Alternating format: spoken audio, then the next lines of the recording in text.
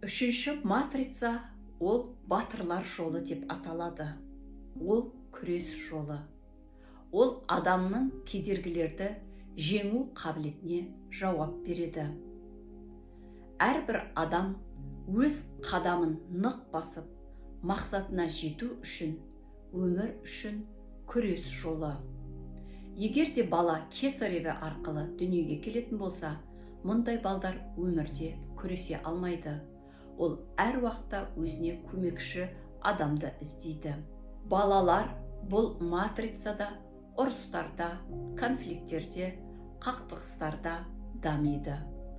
Ол төбелеседі немесе оны ұрады. Егер де бала туылып жатқанда су кетіп қалса, ол әртүрлі кедергілерді, үйкелістерді сезінсе, болашақта мұндай балдар тері ауруына шалдығады. Және ол балада аллергия болуы мүмкін. Ол жүннен тоқылған киімді кие алмайды.